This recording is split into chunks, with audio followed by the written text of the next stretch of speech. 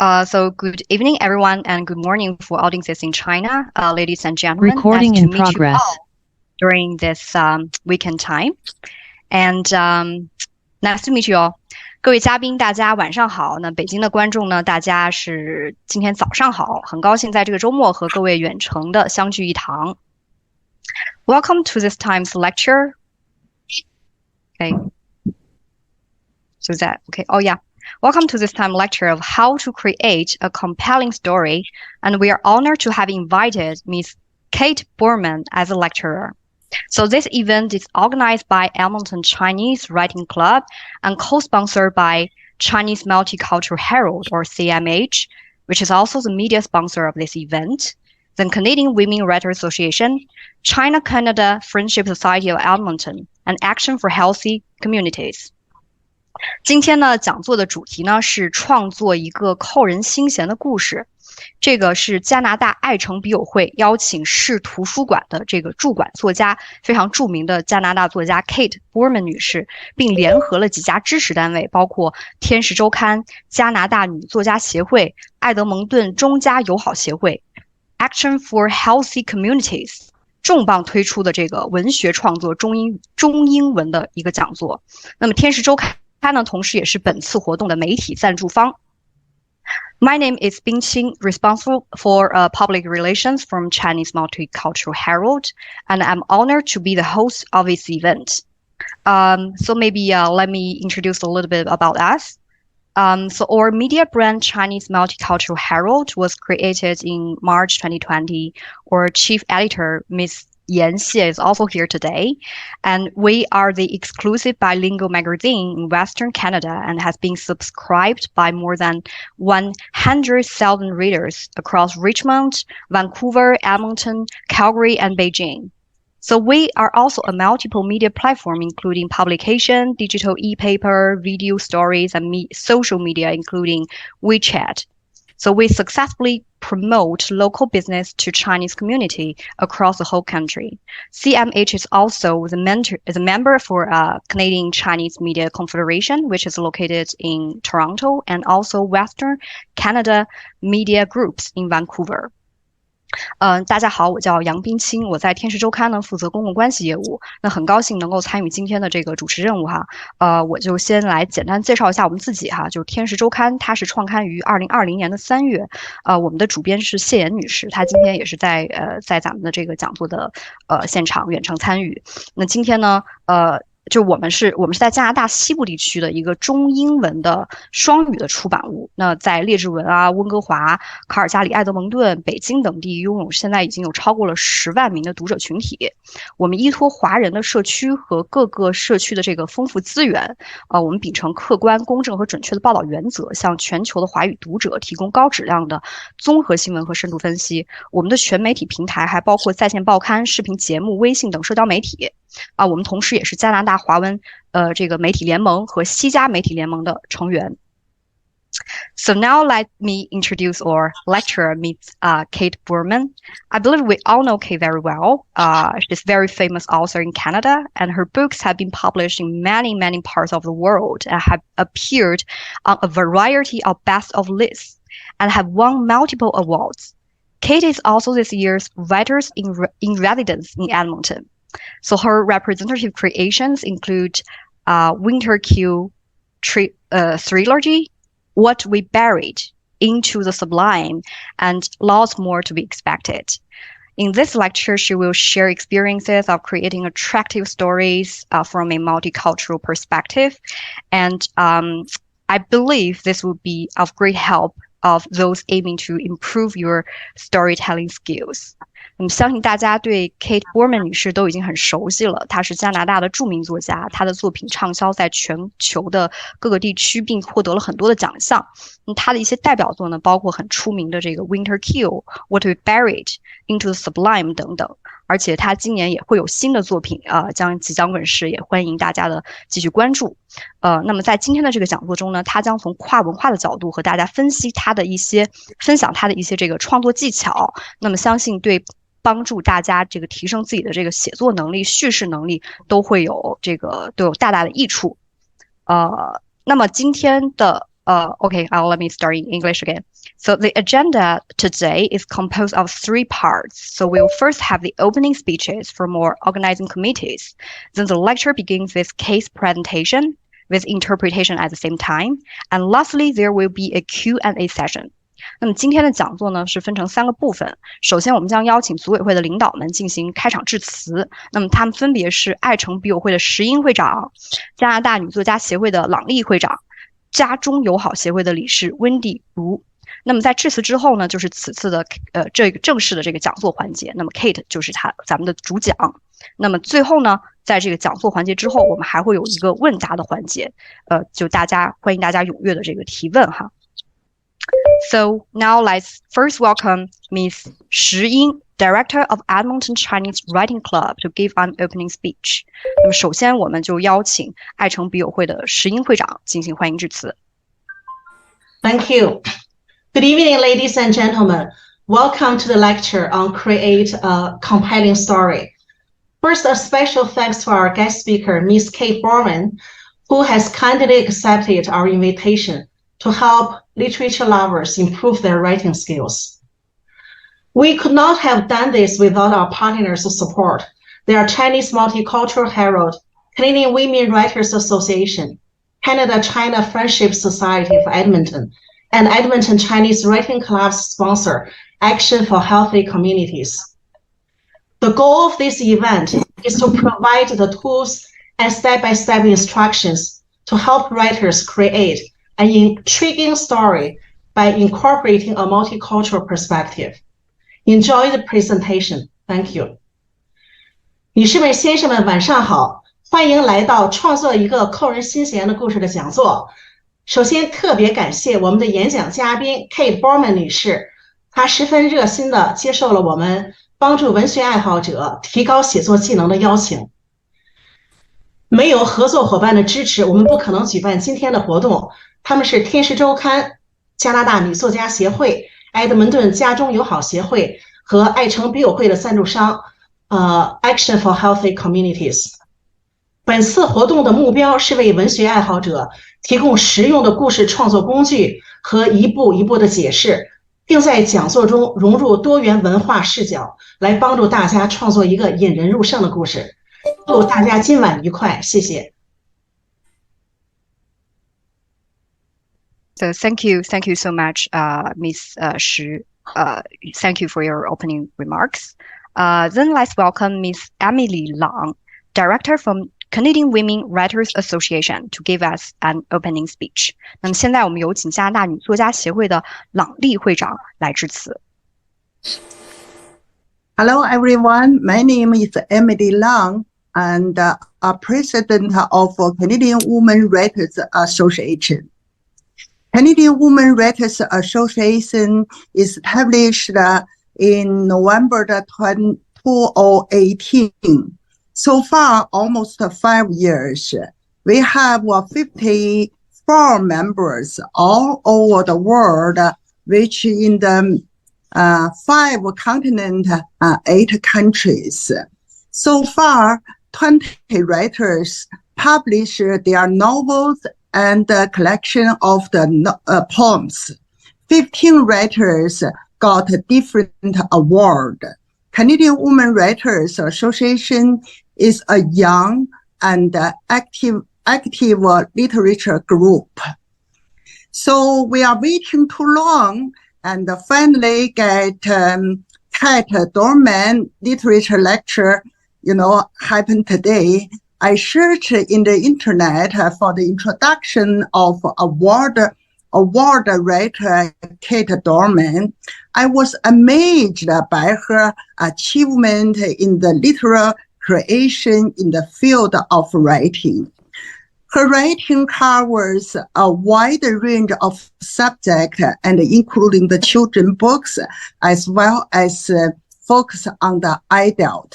In 2014, the first part of the Winter Kill won the Children's Literature Award. At present, she has published 6 books, which deeply loved by the readers. I'm grateful to the Edmonton Chinese Writing Club for hosting this meaningful event. Canadian Women Writers Association has an opportunity which others co-organize this event. And in this, lecture, I believe they will open a new window for all the friends who likes literature writing and learning from Katie's writing experience and will writing better books. I believe all the people join today's lecture will definitely learn a lot. Canadian Women Writers Association wish this lecture a complete success. 大家好，我是来自温哥华的郎丽啊，加拿大女作家协会的会长。加拿大女作家协会是由2018年成立的啊，目前已经快5年了。目前有呢54名会员，来自世界5大洲8个国家。会员的创作热情非常高涨，目前有近20名作家出版了小说、诗集，15名会员获得不同的文学奖项。我们是一个年轻又活跃的文学团体。我们终于等来了期待已久的卡特·布曼的文学讲座。我上网搜索了一下关于作家卡特·布曼的介绍，特别惊艳于他在写作领域创作方面的成就。他写作的疆域宽广，题材广泛，既有儿童读物，也有关于成年人的作品。2014年呢，他的 Winter Kill 的3部曲的第1部呢，就获得了儿童的文学奖。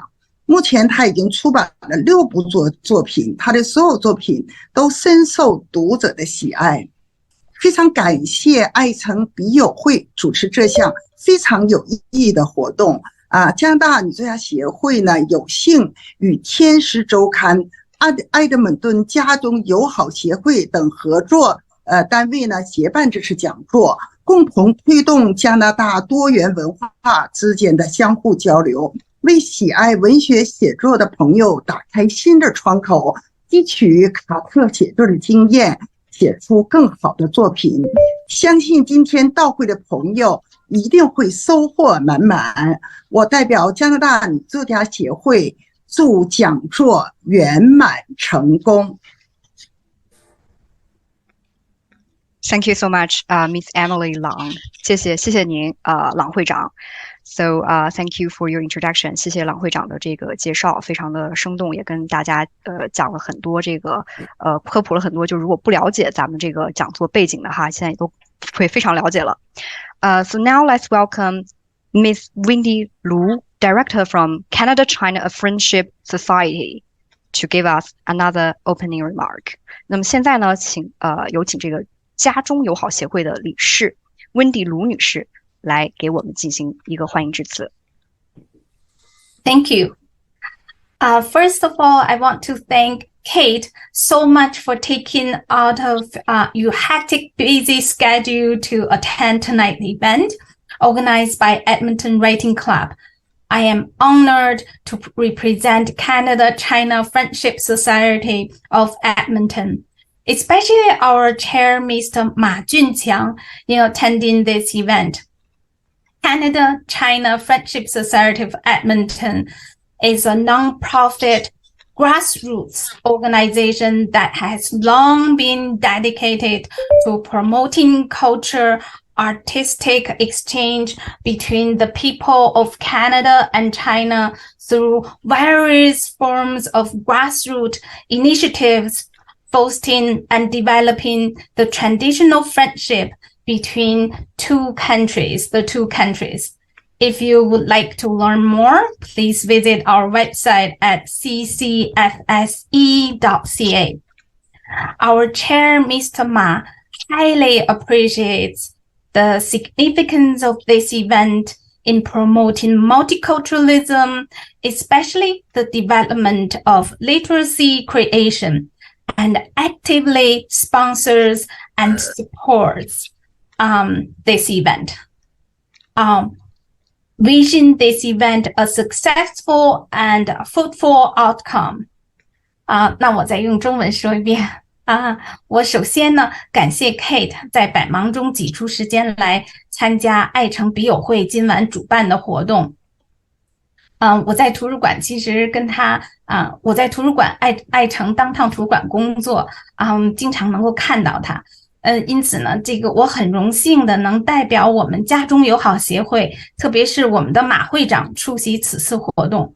家中友好协会是一个非盈利的民间组织，长期以来致力于文化艺术等民间多种方式的交流，促进与发展家中两国人民之间的传统友谊。如果想了解更多关于家中友好协会的信息，欢迎访问我们的网站ccfse.ca， 就是 Canada China Friendship Society of Edmonton 的缩写。马会长高度评价此次活动对发扬多元文化，特别是文学创作发展的意义，并积极赞助支持。预祝此次活动圆满成功。谢谢大家。Thank you, Ms. Wendy Lu, for your opening remarks. Very impressive. 非常感谢温蒂卢女士给咱们带来的这个欢迎致辞哈。那么我们也真的非常希望今天能够圆满成功，也相信一定能够圆满成功，大家也会收获满满。OK，so 现在感谢，也非常感谢这个各位组委会领导的这个致辞。我们现在就正式的进入这个讲座的环节。那么大家在这个期间如果有任何的问题的话呢，也欢迎可以提前在我们这个 Zoom 的对话框里面写出您的问题。那么我们因为后面稍后有一个这个问答的环节，我们也会这个按照这个顺序哈，就大家的问题做这个一一的解答。那么下面我们就有请这 Kate Boorman 女士给我们致辞哈。那 Thanks for the welcome remarks by our organizing committee leaders. Now let's go to the lecture session. So you are welcome also to type your questions in the dialogue box if any, and we'll address them in the Q&A session later. So now let's welcome Ms. Kate Boorman. Hi, everyone. Ni hao. Thank you so much for joining me tonight. And thank you to Edmonton's Chinese Writing Club and Kathy Shi for inviting me. I was thrilled to learn about this group. Writing can be a lonely pursuit, and community is critical for encouragement, commiseration, and inspiration. Writing also requires curiosity and dedication. And so whether or not you are a part of a writing group, I commend you for being here, for seeking out information to help improve your craft. 大家好，非常，我这个就不露面了，然后给大家翻译啊。大家好，非常感谢你们今晚和我在一起，也感谢爱城笔友会邀请我。我很高兴有机会了解这个社团。写作可能是一种孤独的追求，社区在鼓励、同情和灵感方面发挥着至关重要的作用。写作也需要好奇心和奉献精神，所以无论你是否属于笔友会的成员，我都敬佩你来到这里寻找信息，以帮助自己改进自己的写作技能。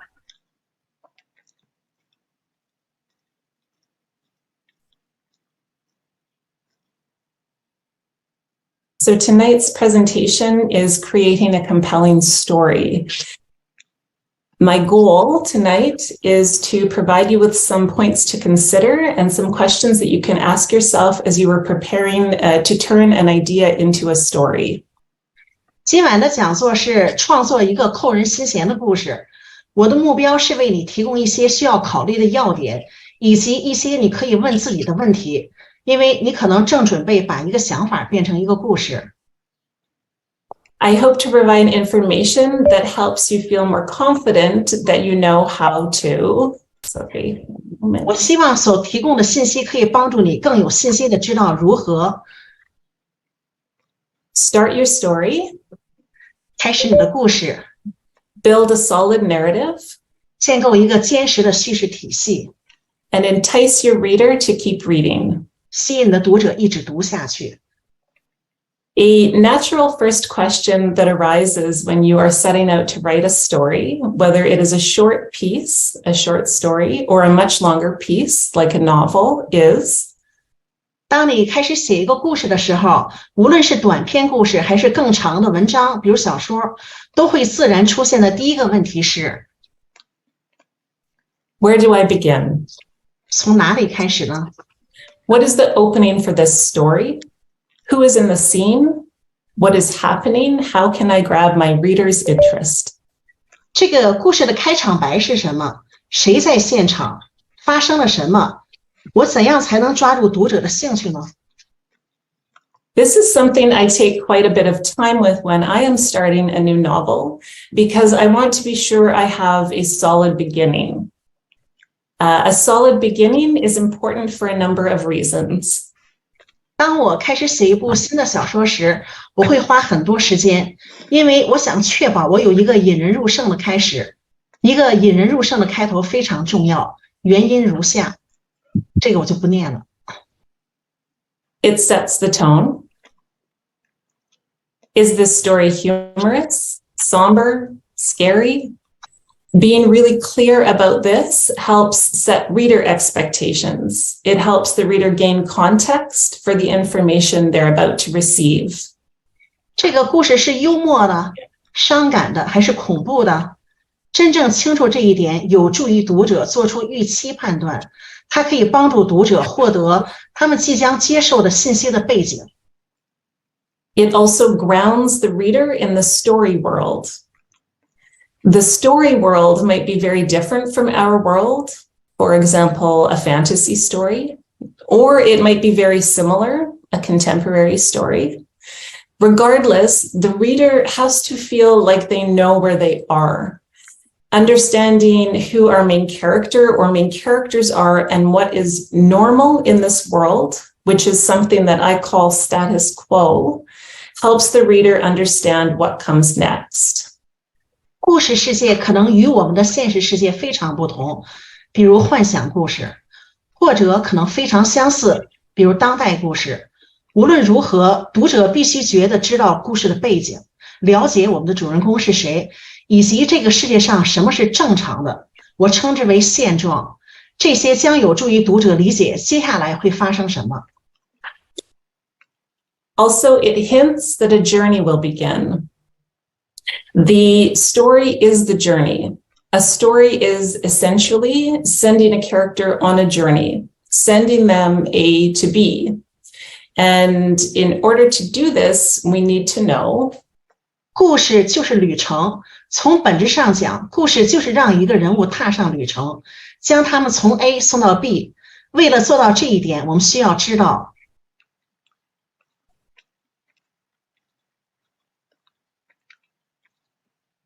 where does my story or where does my character begin? A. And what are they trying to achieve? Where are they trying to go? In other words, what do they want? B. So we have to establish status quo. We have to establish the story world, what is normal for the character.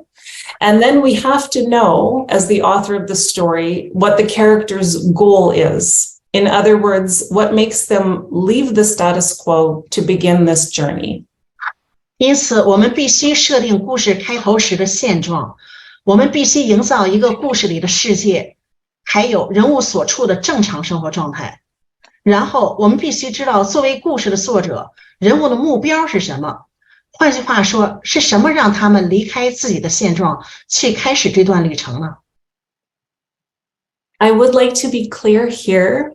Journey does not have to refer to a literal journey. We do not need to have hobbits traveling to Mount Doom to destroy the One Ring, for example. Our journey can be something much quieter, much less dramatic. It might simply be the story of a young boy trying to find a way to avoid a trip to the dentist, but it is still a journey. 我想在这里说清楚，旅程不一定是指字面上的旅程。例如，我们不需要让霍比特人前往末日山去摧毁至尊魔戒，这个它指的是《指环王》里的情节。我们的旅程可以安静得多，不那么戏剧化。它可能只是一个小男孩的故事，试图找到一种方法来避免去看牙医，但这仍然是一个旅程。On that note, an important thing to be aware of is 在这一点上需要注意一个重要的事项。There are always two journeys happening. One is the external journey, sometimes known as the physical journey. 一个是外在的旅程，有的时候被称为是身体上的旅程。This relates to the plot as the reader experiences it. This is the series of events that get the character from A to B, that get the character from where they begin at the start of the story to where they end. We need to have an external journey because we need to have a character doing things, experiencing things, making choices throughout. We need to have things happening. 这与读者所经历的情节有关，这是将人物从 A 带到 B 的一系列事件，让人物从故事开始的地方走到他们结束的地方。我们需要有一个外部旅程，因为我们需要有一个人物做事情、体验事情，并在整个过程中做出选择。我们需要让事情发生。There's also a second journey. The second journey is the internal journey, sometimes known as the emotional journey. 还有第二个旅程，第二个旅程是内在的旅程，有时被称为情感的旅程。This relates to plot as the character experiences it. So as the series of events happen, this is the shift emotionally within our character as they journey from A to B. It is in response to the series of events. Our character will start in a particular emotional place at A, and they will end somewhere else emotionally by B. 这与人物所经历的情节有关，所以随着一系列事件的发生，我们的人物从 A 到 B 发生情感转变，这是对一系列事件的回应。我们的人物将在 A 处的某个特定的情感位置开始，他们将在情感上的其他地方，也就是 B 点结束。So, two journeys, external, internal, physical, emotional. And these journeys are happening simultaneously. And again, in order to start those journeys, we need to know what the character wants. 所以有两个旅程，外部的和内部的，或者说身体上的或情感上的，这些旅程是同时发生的。我再强调一次，为了开始这些旅程，我们需要知道故事里的人物到底想要什么。Sometimes we know one journey and not the other. For example, we might have a really amazing idea for a journey to the lost land to save the kingdom. That's a physical journey. In that case, we still need to know what the character will gain emotionally from saving the kingdom. 有时我们知道一个旅程，但是不知道另外一个旅程。例如，我们可能有一个非常奇妙的想法，前往某个失落的地方去拯救王国，这是一个身体之旅。在这种情况下，我们仍然需要知道，在拯救王国的过程中，人物在情感上会获得什么。Or we might start a story knowing the internal shift we want the character to have. Perhaps we are writing a story about someone who becomes resilient. That's an emotional journey. In that case, we need a physical goal the character can pursue that will help them become resilient. For example, climbing a mountain or getting promoted at work. 或者我们可以开始一个故事，知道我们希望人物要有的内在的转变。也许我们正在写一个人变得坚韧不拔的故事，这是一个情感之旅。在这种情况下，我们需要人物追求一个有助于他们变得坚韧不拔的外在目标，比如爬山，或者是在工作中升职。The physical journey is what the character is doing. The emotional journey is why. One informs the other. And it is a very good idea to know both of those things when you start writing your story, because the why helps the reader care about the what. 外在的旅程是人物正在做什么，情感旅程是为什么，两者互为影响。当开始写你的故事时，最好想清楚这两个旅程，因为为什么可以帮助读者关注做什么。So how should our story begin? How do we make sure we have a solid beginning? We can ask ourselves, 如何确保我们有一个很棒的开头？我们可以问自己 have I shown the character in status quo? Has the reader been introduced to what is normal for our main character? Have I included the important parts of this world and the important players in this story? 我们有没有介绍给读者对我们的主人公来说正常指的是什么？我是否包括了主人公所处世界里的重要部分和这个故事中的重要角色呢？ Have I hinted at what the character wants? We might not explicitly state the goal, but is it there in the background?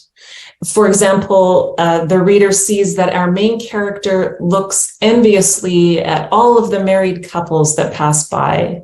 The reader gets the sense that he too wants to be in a relationship. 我们可能不会明确地说明目标，但它确实存在吗？例如，读者看到我们的主人公羡慕地看着所有路过的已婚夫妇，读者会感觉到他也想谈恋爱。And 3, have I given the character the opportunity to go after what they want or leave the status quo? Is there a moment the character makes a choice to pursue the goal? 我们有没有人物选择追求目标的那一个时刻呢？ If you can answer these questions for yourself, the chances are good that you have given the reader enough information to understand the story world and also anticipate the journey, that a journey will be happening. 如果你能对自己回答这些问题，那么很有可能你已经给了读者足够的信息来理解故事里的世界，并且能够预测到一段旅程即将发生。So about that journey, now that we know how our story begins and where it is going, the question becomes, 所以关于那段旅程，现在我们知道了我们的故事从哪里开始，以及它的发展方向，那么问题就变成了 how do you keep your story on track? How do we make sure that we are building an interesting journey that our reader wants to read? How do we make sure that the journey from A to B is compelling? Well, first, we don't just send the character to A straight to B. We don't simply give them what they're after immediately. That would be a very short, uninteresting story. 如何确保我们正在构建一个读者想要阅读的有趣的旅程呢？如何确保从 A 到 B 的旅程是扣人心弦的呢？好吧，首先我们不只是将角色从 A 直接发送到 B， 我们不会简单的立即给他们所追求的东西，否则这将是一个非常简短而无趣的故事。We need obstacles that stand in our character's way of achieving the goal. This is what makes a story interesting. The idea that they cannot achieve the goal straight away. There is conflict because of the obstacles.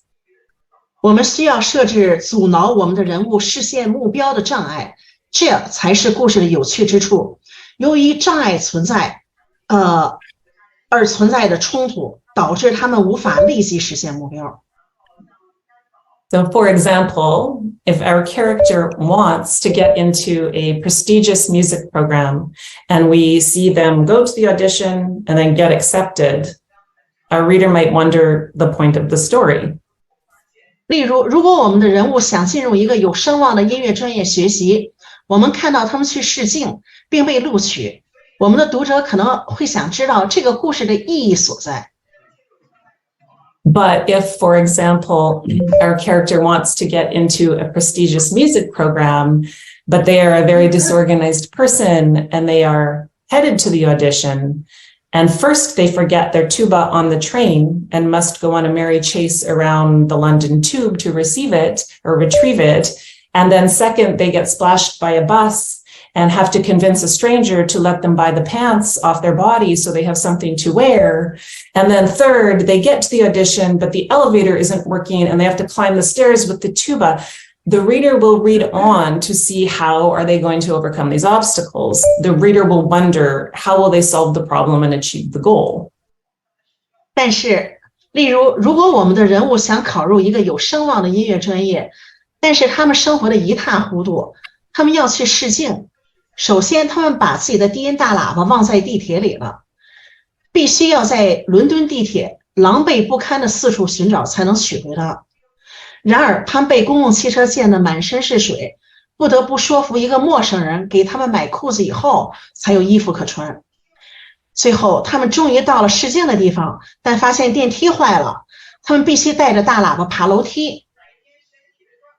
读者看到这些会一直读下去的，因为他们很想看看这个我们的主人公将如何克服这些障碍。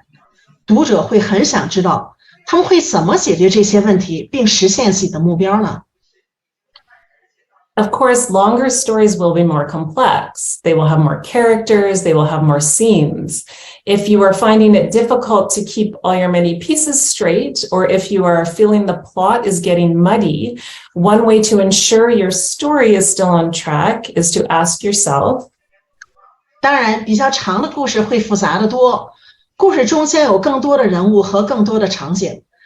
如果你发现很难把故事里的许多部分都说清楚，或者如果你觉得情节变得混乱了，有一种方法能够确保你的故事仍然运行在正确的轨道上，那就是问自己 Is my character still striving generally toward the goal? There will be moments where the goal is not present in every scene, but if we look at this story from afar, can we see that the character is still moving toward the goal overall?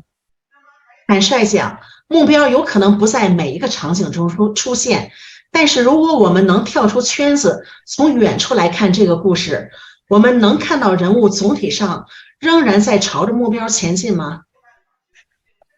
Another thing we can ask ourselves, have I created enough conflict? 我们可以问自己的另外一个问题是，我是否制造了足够的冲突？ Conflict creates tension. Tension creates narrative drive. Narrative drive is what compels a reader to keep reading. If there is no tension, if there are no unanswered questions that the reader wants answered, it is more likely the reader will stop reading. We need moments of conflict to ensure that the end of the story is not predictable. 冲突形成张力，张力产生叙事的驱动力。叙事驱动力是吸引读者继续阅读下去的原因。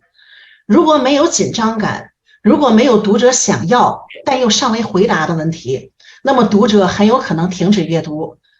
我们需要冲突的紧张时刻来确保故事的结局是不可预测的。So on that note, we can ask ourselves, is it getting, 因此我们可以问自己 is it getting more difficult for my character to achieve the goal? Do the obstacles build in intensity so that by the time we are close to the end of the story, achieving the goal looks fairly impossible? Of course, in most stories, the character will be victorious in some way, and the reader anticipates this. Most stories have some kind of happy ending. That's okay. Our job as writers is not necessarily to make the reader uncertain the character will be successful. It's to make them uncertain of how the character will be successful. 是否将障碍设计得越来越不可逾越，以至于当我们接近故事的结尾时，实现目标看起来相当不可能？当然，在大多数故事中，主人公会以某种方式取得胜利，读者会预料到这一点。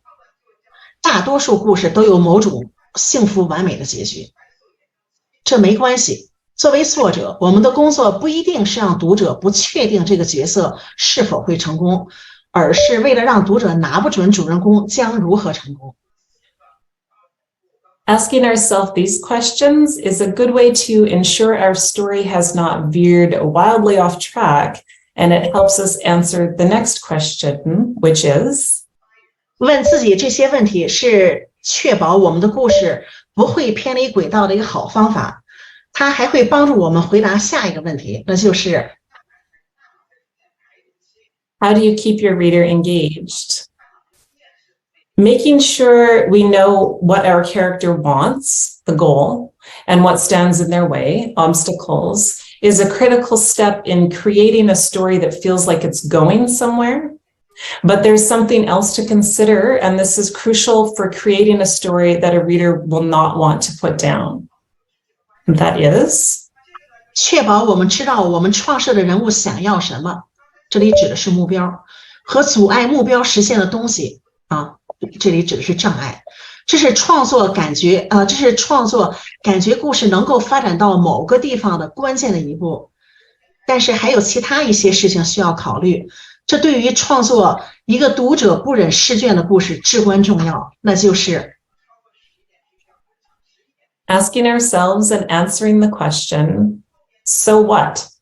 What is at stake? What is at stake if our character does not achieve their goal? Does the world end? Do they lose their best friend? What happens if they fail? Stakes are what keep a reader invested in the story from start to finish. If readers understand what is at stake, they can empathize with the character's desire, even if the goal itself is foreign to them. 如果我们的人物没有实现他们的目标，会有什么危险吗？会是世界末日吗？他们会失去最好的朋友吗？如果他们失败了，会发生什么？危机是让读者从头到尾陷在故事中无法自拔的原因。如果读者理解其中的利害关系，即使人物追逐的目标本身对他们来说是陌生的，他们也会同情主人公的欲望。In every story, something needs to be at stake. In order to keep a reader caring about the journey, there have to be consequences for the character not achieving the goal. It's already translated. We can move on. To establish the stakes, you can ask yourself, what happens if my character doesn't get what they want? And how will their situation change if they do? In certain stories, stakes are huge. 在某些故事中，危险是巨大的。If you are writing a loud story, for example, a superhero story, usually the stakes are the world is going to end if the superhero doesn't stop the bad guy. 如果你正在写一个恢宏的故事，例如一个超级英雄的故事，通常的危险是，如果超级英雄不阻止坏人，世界将会灭亡。But you don't need huge life or death stakes in every story. You may be writing a quiet story. For example, a story about a young mother who is trying to win a baking contest with her pie recipe. Perhaps then the stakes are, if she doesn't win, she will never reclaim her self-confidence. Those are not life or death stakes, but they make the reader more invested in the possibility of her success.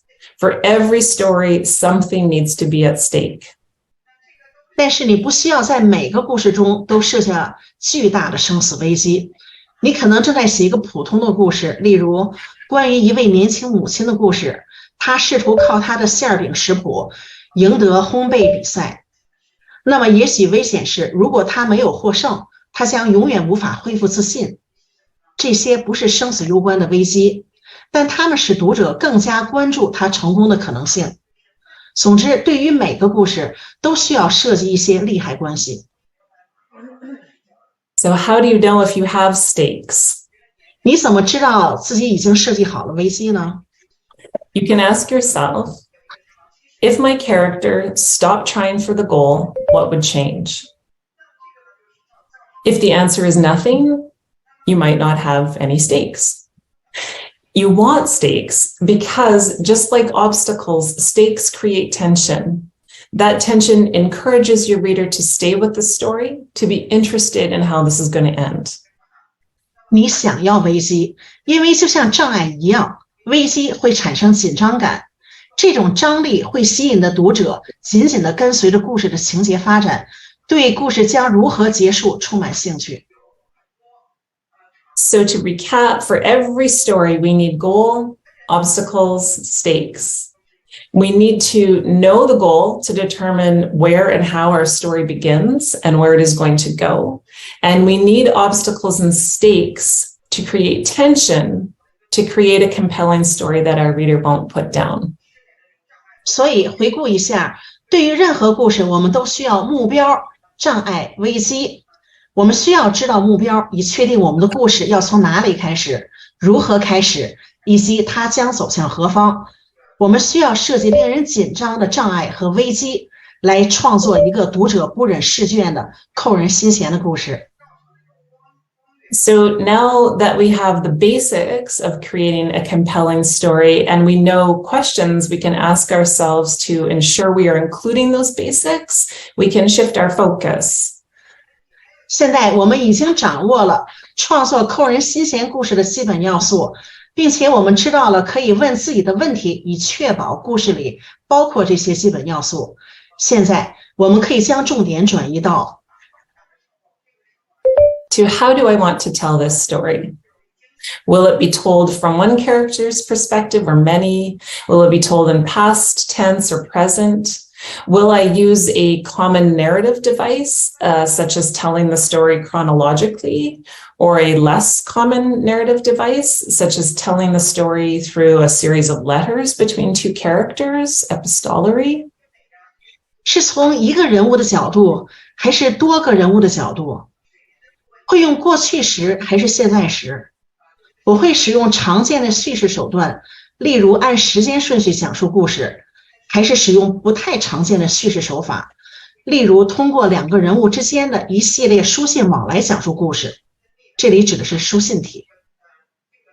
But basically, you will need to ask yourself, what choices best serve the story I want to tell, and how do I want the reader to experience the story? If, for example, you want the reader to get the story from many different sources, you probably need more than one point of view character.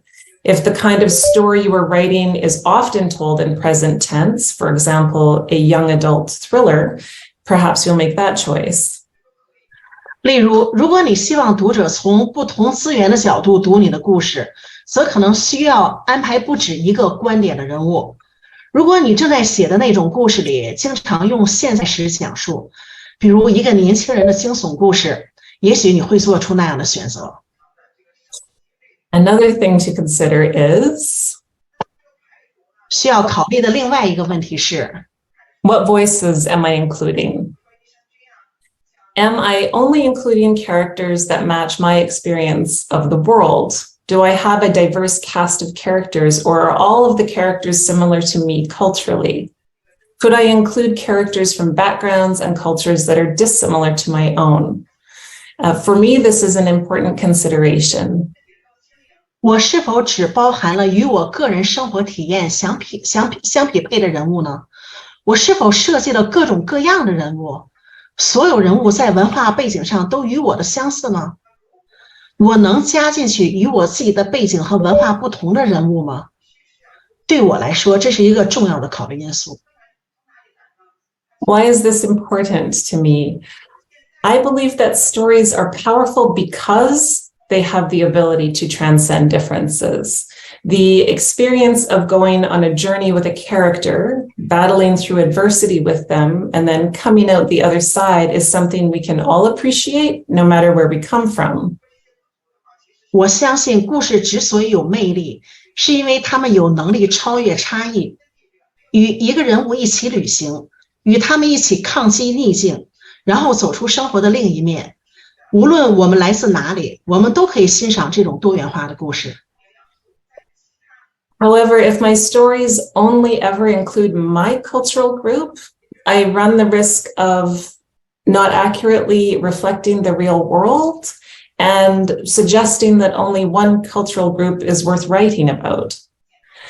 但是如果我的故事只包括自己的文化群体，我就会冒着这样的风险：一，不能准确地反映现实世界；二，暗示只有一个文化群体值得写。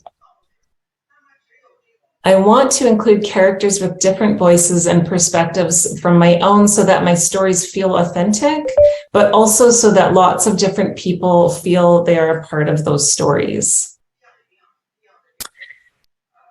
Stories can provide threads that connect us as humans, and we have the chance as writers to create those threads, to increase empathy for one another. We can do this by normalizing the idea that having many different voices represented is important. 只要我们认为让故事人物代表许多不同的观点很重要，而且这很正常，那么我们就可以做到这一点。So, what should we think about when we are including diverse voices? Well, first, we should think about authenticity. We should research. Ideally, we should connect with the group we are including to ask questions, and we should listen very carefully. Translated. It's translated, yeah, it is. Also, sensitivity. We must remember that humans are humans and that cultural groups are not monoliths. There can be very diverse experiences and perspectives within one particular culture. So in order to avoid writing stereotypes, we must not only do our research, we must also write with empathy for one another. 讲座结束。This is the end. Yes, so thank you again for being with me here tonight. That concludes my presentation on story building. I would like to open it up now to question and answer, which Kathy will help me with. And Kathy, you are amazing. Thank you so much for that translation. Oh, my translation cannot be perfect. I tried my best. I hope it's helpful. It's wonderful. Thank you. 谢谢。Thank you, Kate, for your impressive presentation. And I think we all have a fruitful and a memorable speech from what you have said. And thank you, Kathy, for your translation. 那非常感谢 Kate 给我们这个非常精彩的一个讲演哈，就是我们也知道在这个写作过程中如何通过这个目标障碍和危机，然后来创作我们的这个故事，然后同时如何把故事创作更加引人入胜。那么我想现在呢我们可以开始我们这个提问环节，刚才Kate 也提到 So we are now going to have the Q&A session. 那么就在场的这个观众大家听众的这些朋友们，各位专家也欢迎，就是有问题的话呢，就是我们可以把它就是写在这个对话框里面，也可以直接就是你们把那个你们的麦就是给 unmute， 把它给开，然后直接问也可以。So you can type your questions on this box, on this this box, and or you can just unmute yourself and raise your questions to Kate directly.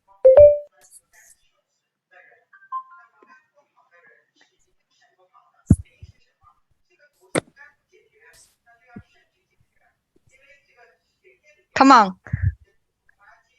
大家加油问啊，这是特别好的机会。I know someone has prepared questions. Yes, I see a few questions, but maybe William, you're not unmuted yet. Okay, can you hear me now? Yeah. Oh, hi, Kate. That was wonderful, and it's an eye opener. And I have a question. It's a very quick one. When you talk about these two journeys, emotion and physical, and once we're writing this character, the physical journey, we're using the emotional journey to describe. And my question is that will our vocabularies and comments and give away the character that we are described is Good Samaritan or is a villain? And when we should give away that? Yeah. Can William translate his question in Chinese? OK, 我的问题就是说，就是 Kate 她刚才说的这个，就是这个两条线来写这个人物。那么就是在我们写这个人物的时候呢，就是我们用我们的情感，我们用什么样的语言来描述、来描绘这个主人公的时候，我们会不会就是在我们选择的这个语言的时候，会不会就让我们的就是这个人物，他最终的就是这个结果，就是过早的这个暴露给读者了呢？我的问题就是这个问题。I'm done. Thanks for the question, William. So you were asking, at what point do we share with our reader if our character is well-intentioned or ill-intentioned? Yes, and also the choice that we take to describe the character, when will that give away the character? I see. I think that generally readers learn about a character. They learn about a character from the thoughts, certainly. So it depends on which characters we have access to of their thoughts. And also the actions that the characters take build a picture of the character. There is something we call show versus tell.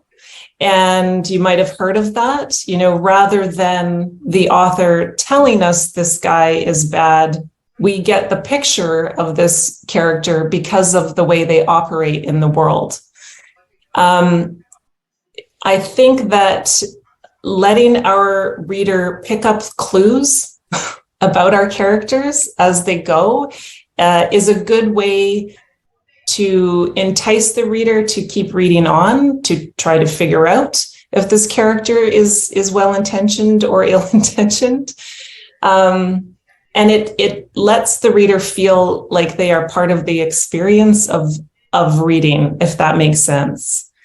Kathy, I don't know if you want to translate all of Oh, absolutely. But Bingqian is an interpreter now. I'll help if she has difficulty. Okay.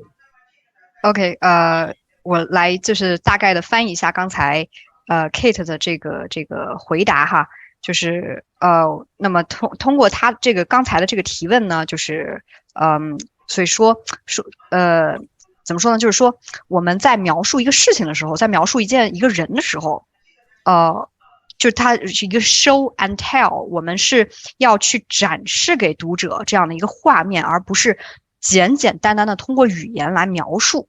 那比方说，我就说这个人是好还是坏，我通过语言的描述可能相对来说会比较空洞。但是如果说我是描述出了这样的一个画面，那这个画面呢，让读者就能够知道里面的线索，那读者就会有兴趣去继续深挖，去读下去，让读者就感觉自己在亲身经历这件事情。这样的话，这个画面，它这个整个这个文章的画面感就出来了，就更加的生动了。哎，冰清翻译的非常好啊。这个就是说不直说，让读者去根据这个事件的这个描述，让自己去悟出来，让自己做出这个推测和判断。就说这个就是能够 engage 这个 readers 哈，使这个读者能够就成为这个part of the story， 就成为故事的一部分。因为他在不断的思考，不断的在在猜测，在解读这个人物。这个是他说的是应该是这样来写这个故事，show 啊，而不是 tell。William, did that answer your question a bit? Yes. Thank you so much. It's not a show. No, it's not a tell. It's a show, and also right. It's like a drop the hints and drop the hint and along. Yeah. And one more question, and it's like in the story, when we tell the story, okay, we show the story. Sometimes unavoidably we intend to make some comments along with describing the story, and how much, or is that needed at all, or should we just continue to add the personal comments, insensitive or not sensitive at all, or right? Do you want to ask that also in please? OK， 就是我们在描述人物的时候，就是我们同时可能也会这个不可避免的在做一些这个评论。那么这些评论是不是有帮助？是不是需要？我刚才就是问的就是这个问题。Yeah, I'm done.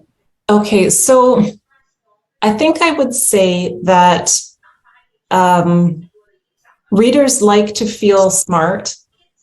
And so if they feel they are being shown something and then also told it by the narrator, that can start to feel redundant. It can start to feel like you don't trust your reader enough. So it's not that you can never comment, explain, tell, but you have to do it carefully. Because for the most part, the reader will come along with you. They are interested in the characters. They are trying to figure out what they're after, what they want, this kind of thing. And so to have the narrator commenting on all of, everything it's too much, I think. Mm-hmm. I think a good rule of thumb is trust your reader. Trust the readers. Mm-hmm. Well, very well. Thank you so much. You're welcome. 行，我就刚才 Kate 的这个解释简单翻译一下哈，就是 Kate 的这个回答呢是说，我们在做这件事情的时候还是要比较谨慎的，因为就其实读者他和作者之间他是有一种信任感的，那我们要信任自己的读者，我们写的东西，他们既然愿意读，既然跟着我们的这个内容在走，那么一定他就是读懂了，一定是跟着我们的这个内容一直在往深入的去走的。所以说一旦这个信任建立了之后，读者自然而然的他就知道我们就是能意会作者的这个意思，所以说也不需要作者来一一来诠释。Wow.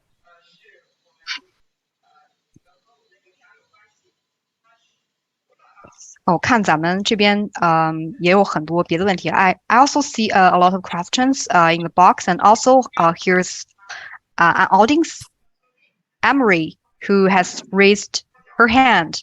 So maybe Emery, could you please open your floor? Emery 您好，您可以就是unmute 一下，然后OK， 嗨。你好，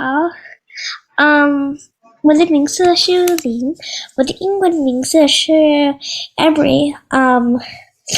我有一个问题，我的问题是，if you have a story, when should you spill the beans and when should you defeat the villain? Okay, first of all, hello, Emery. I remember you from a previous session, and I'm amazed you're here. That's so cool. It's nice to see you again. So your question is, when should you reveal your villain? Is that sort of the idea? Yeah. And also when to defeat them, and if there's a big mystery, how do we stop it, or why is this happening? When does your character figure out? When does someone spill the beans? Yeah, I see. I think typically that happens at what is considered the showdown, the climax of the book. So typically what happens is your character will be working towards their goal, what they're after. There'll be a villain, as you say, trying to prevent them. And they will make some gains, and they will also suffer some losses. The time that they finally defeat the villain is usually the climax of the book, right? They've figured out a few steps. They've figured out the villain enough so that when they finally meet them in a showdown, they can defeat them. And usually that happens towards the end of the book, because that's what we're all reading on to find out. Yeah, it makes a lot of sense. Thank you. Awesome. Nice.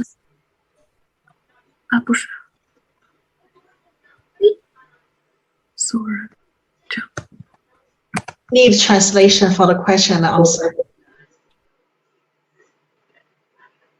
OK， so 刚才这个 Emery 这个小朋友他跟 Kate 也是提了一个问题哈，就是这个其实我看有一些就是里面非常专业的词汇，我并没有完全的 get 到，但是我理解就是说，这 Kate 的解释哈，就是说一个角色他在整个这个过程中，他从一开始在经历一个任务或者是做一件事情的时候，一直到这个任务或者是这个故事的结束，那他都是一个在努力前进的过程。那他在解决问题的时候，也就是到了这个故事的高潮，那么在整个的过程中都是就是怎么解释？就是说要做到他的这个故事，他的这个努力，然后来扣人心弦。这样的话，这个整个的故事才能够比较有吸引力的往前进吧。就我这个问题真的不好意思，这个对也请我们的专家来帮忙补充一下哈。如果我有哪个地方就是关键点没有那个说到的话，我感觉哈，那个他可能问的是那个 villain refers to the bad guy。哦。这个说什么时候那个应该什么时候来写这个能达到这个故事的高潮？就是这个 villain 这个坏人哈，他那个在这个you know I'm at loss too. Kate, can you rephrase the question?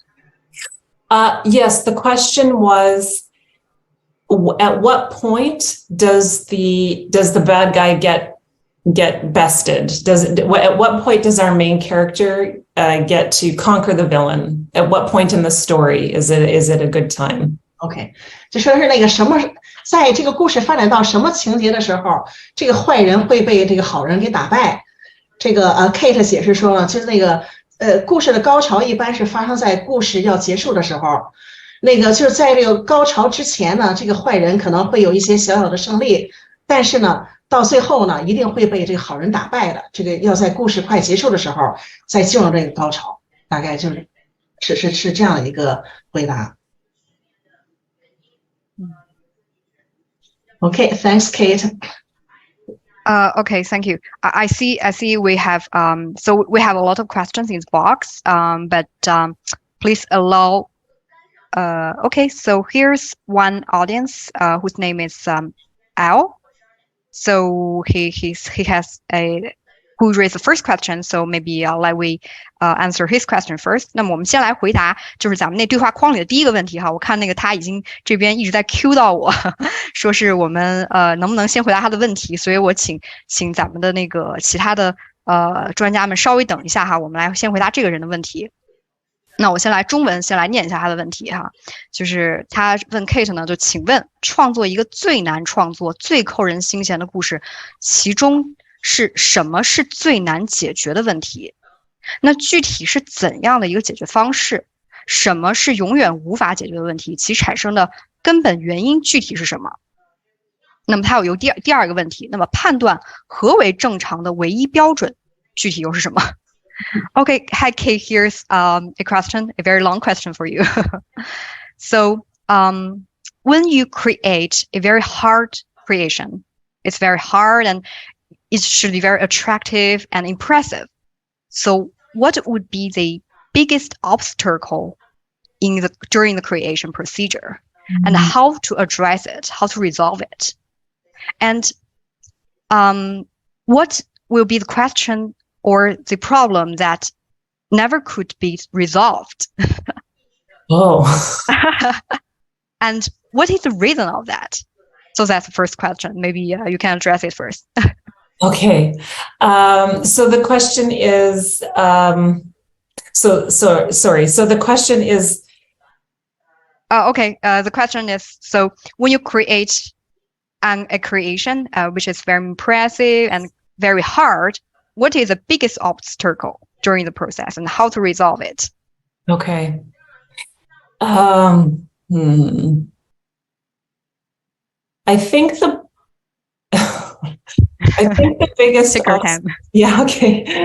I think the biggest obstacle when I'm trying to create a story I feel will resonate with people is I have a lot of ideas.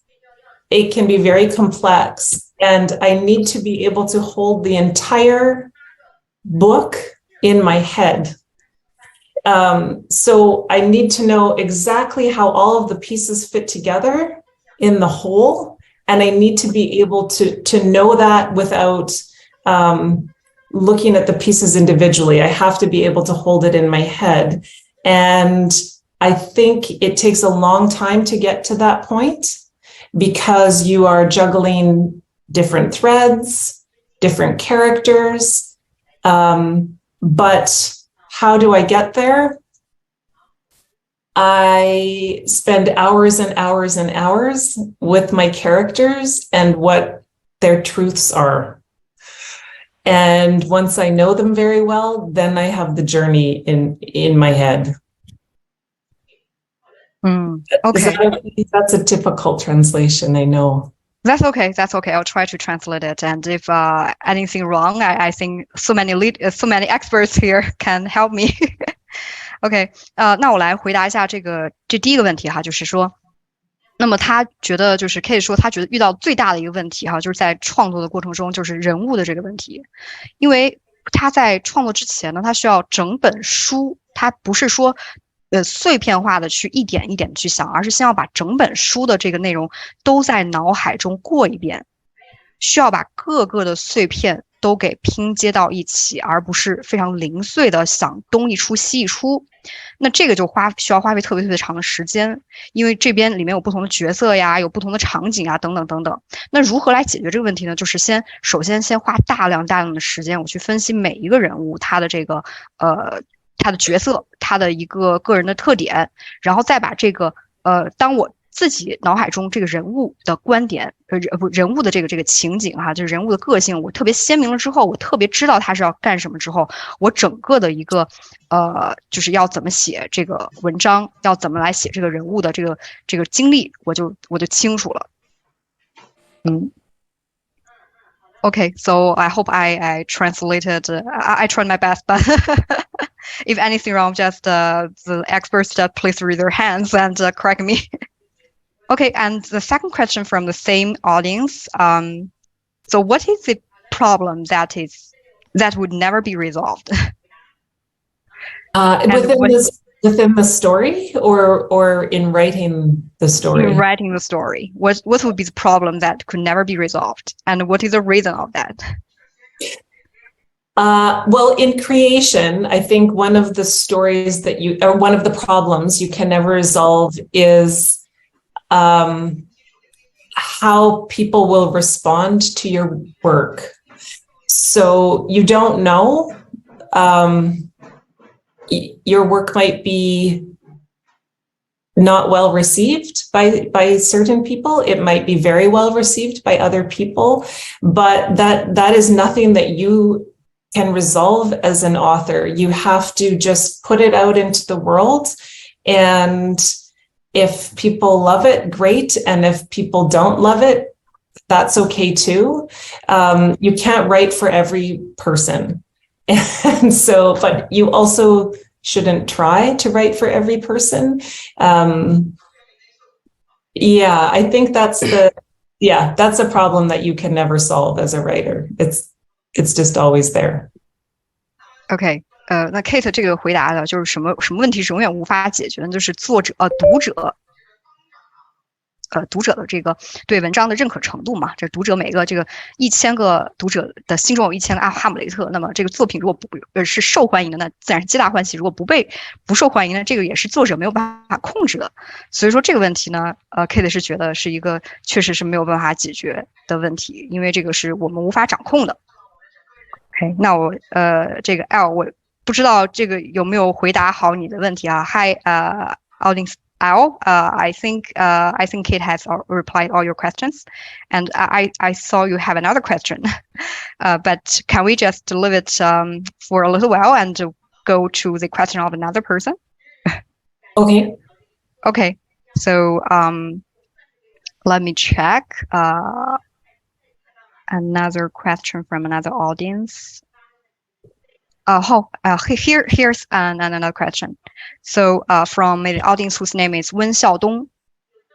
So he said, "Thank you so much, Kate, for bringing the writing skills in the lecture. So my question would be, Oh, sorry. Okay.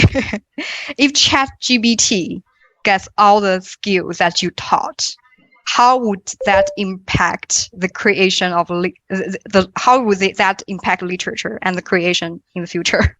Mm-hmm. Yeah, it's a big question right now.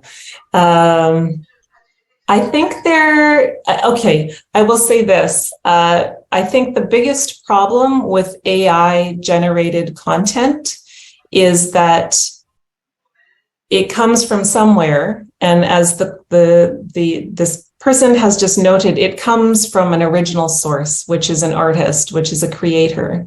And I think the biggest problem right now is that creators aren't compensated when companies use their creation and feed it to AI and let AI churn out the stories. So that is a problem.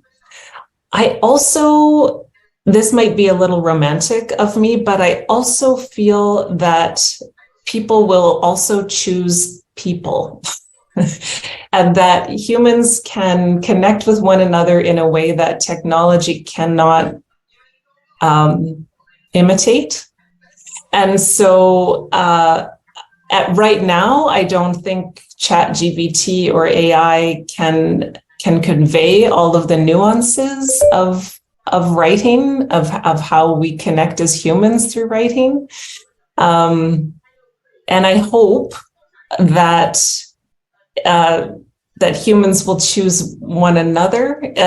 So if they have the choice to read something that's written by a human and not a robot, they would choose that, just in a sense of, us taking care of one another and having relationships with one another. But it is a good question. It's a big problem. Okay, thank you, Kate. Although I heard your voice a little bit not quite clear, but I think I probably get your message well. Okay. So yeah, because of my internet connection problem. Sorry. Okay. So 温孝东这位专家观众啊，您好，刚才 Kate 回答了您的这个问题啊，关于 ChatGPT 的问题，他说这是一个特别好的问题，然后确实也是对这个作家来说现在也是一个挑战嘛，但其实因为科技发展是人类所无法控制的，这个是我们是无法阻止它的发展的，那其实最大的问题也是 AI 它可能这个我们把有些作者哈，或者有一些这个群众，他把自己的创意然后揉到 AI 里面去，用 AI 来进行创作。其实最大的问题就是说 AI 创作这种东西已经并不完完全全是人类的一个创作了，就并不完全它是一个 authentic 的，就是非常的就是代表了这个人的创作，它其实是就并非人类自己的创作了哈，这其实就是 AI 最大的问题。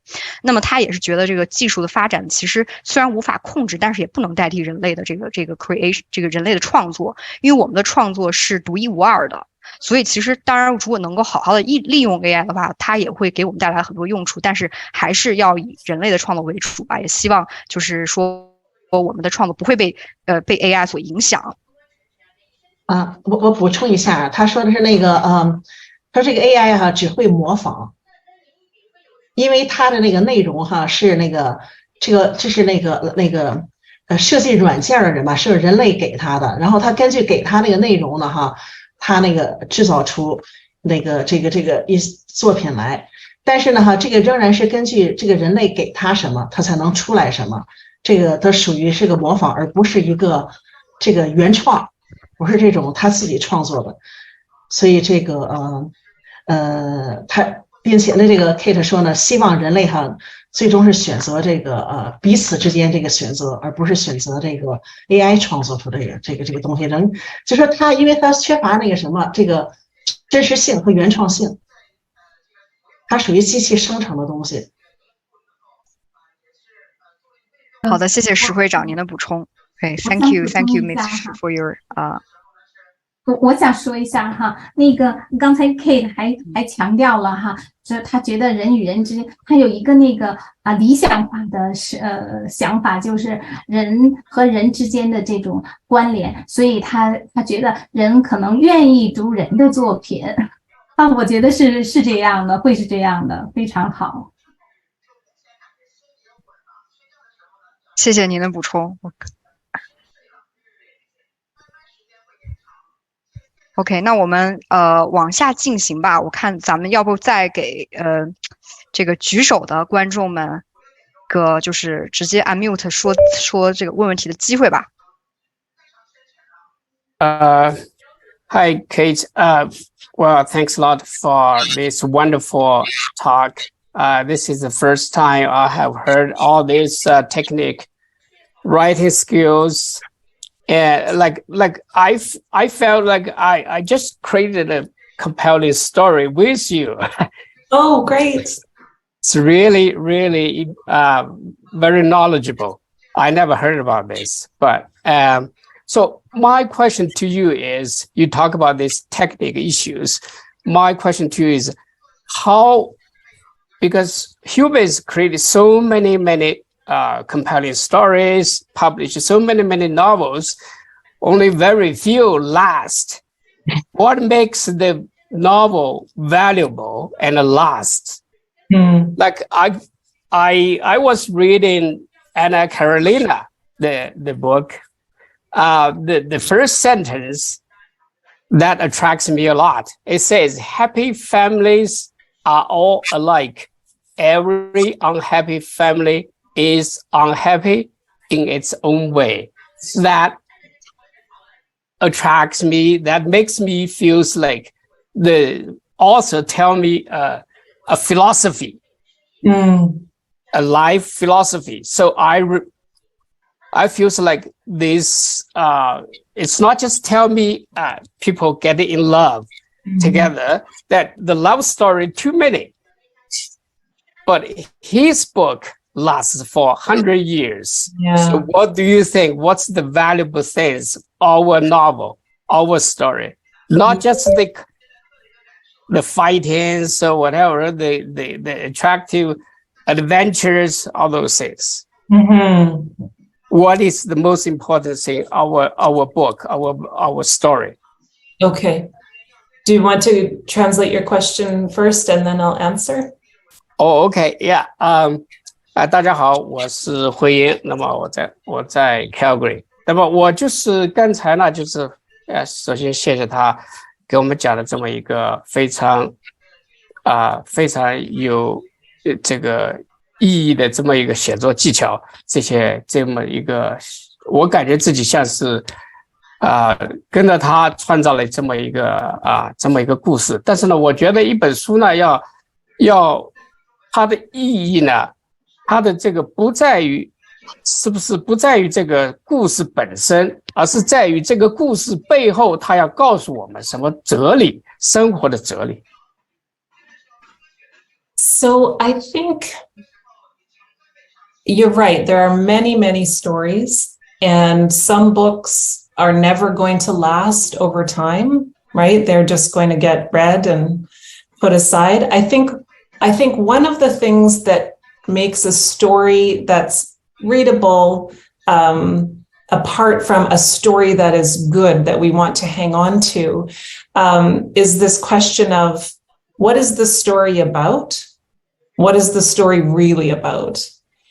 I encounter a lot of writers that don't have that answer to that second question. And I think the books that you are speaking of that stand the test of time have a really distinct answer to that question. What is this story really about? And the answers, or perhaps not even answers, the questions the book is posing speak to humans in general. It's not that they pose universal truths, it's that there is something in those books that resonates with all of us, questions that we ponder. And so I think oftentimes books they just have that one question answered. What's the story about? Oh, it's the story about, a woman going across the sea and da-da-da. But what's the story really about? And this also speaks to that two journeys, like the emotional journey, the shift, the bigger questions.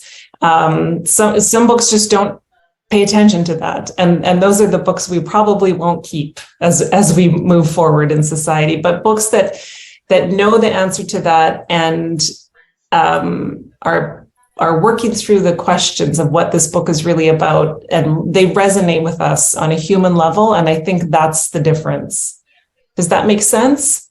Yeah, thanks. I never get to the point that you are talking about. I think from what you just said, the story, if a book is just talk about the story and what is the story about, it's probably just people read it and forget about it. If the book talk about the story and what is really about the story, that's I think that's important. Yeah, thanks a lot. Okay, thanks for the question. Hey, Kate. I don't know where. Just a second. Let me just summarize what I had been waiting for Bingqing to translate. I just want to okay, English first. I think what Huiying is trying to say is that what makes a story or a book more appealing is the philosophy behind it, message, you know,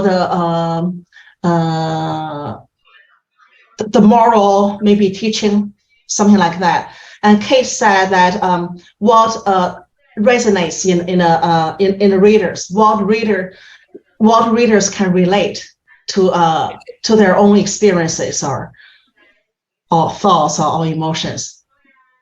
Is my understanding correct?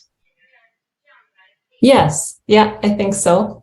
Okay. 所以刚才慧英老师说哈，就是他刚才问的问题，实际上也是他个人的一个，我觉得一个可能一个观察吧，或者自己的一个认识，就说这个比较好的书是不是那个什么？是因为他那个书想要给大家讲的一个哲理哈，一个道理。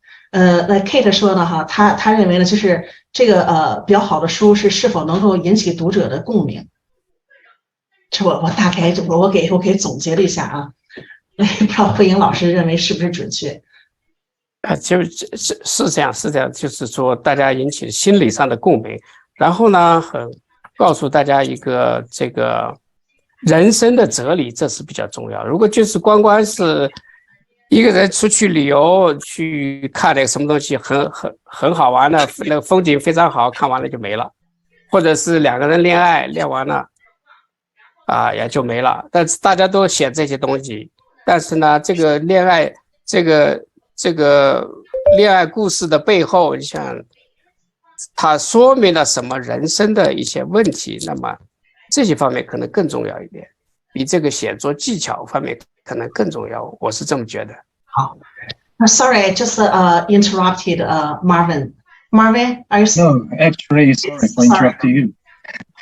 Yeah, sorry, Kate. So, good afternoon. My name is Marvin. I'm from a Chinese Writing Club. I'm a member of a Chinese Writing Club. So thank you for your very brief but very impressive lecture today. I learned a lot. So I just have like two quick questions related to the story. First of all, we all know we needed to have a starting point of the story. Could you please share like some tips about how to find the inspirations, right? So this is the first one, and I have another one. So once you are starting to writing a story, so do you have a full picture, let's say a full story in your mind, or you just start the story and make the story to develop by itself? So. Okay, so Chinese first so that we know what question he's asking. Marvin, please Chinese translation. 我只有2个简短的问题。施老师，在这里我问了2个问题是，首先能不能就是说分享一些，就是你怎么找到灵感的方式？我们每一个故事都需要一个起点，就是说我们怎么能够找到这个起点。第二个是就是说，当您在坐下来创作这个故事的时候，您在您的脑海里面已经有一个完整的故事了，还是说您就是先开始写，然后让这个故事去自己的去生长？这是我的2个问题。Thank you. Yes, thank you. And sorry, I'm so sorry, Marvin. Can you ask your first question one more time? It was a little interrupted by internet, I think. Oh, sorry for that, Kate. So my question is that can you share some tips about how to get the inspiration? What inspired you? Okay. To start a story? Yeah. Right. So, okay. So I think that sometimes people think that writers have more ideas than people who consider themselves non-writers, or we're just naturally we have these things. I don't think that's true. I think what writers do is we train ourselves to notice when we're having ideas. So we train ourselves to notice more than people who consider themselves non-writers. And so for me, living my life, going out, experiencing things, and taking notice of something that interests me or something I'm curious about, and then filing it away in my brain to look at later is where I get inspiration. So if I have a conversation with someone about an issue, okay, for example, I was having a conversation once with a friend about child beauty pageant queens. There was a reality TV show. I think it was called Toddlers and Tiaras, and it was about young children in the beauty pageant world. And my friend said to me, there are going to be so many lawsuits in 20 years when these kids grow up. And I thought, and so I sort of filed that away because I thought, that's really interesting. And so my book, What We Buried, is a thriller, but one of the characters was a child beauty pageant queen who is now suing her parents for emotional damages. So that's just one example. The story isn't about her suing her parents. That's sort of the starting point. But to a degree, you become a kind of magpie, like one of these birds that steals things, shiny things you put in your nest for later.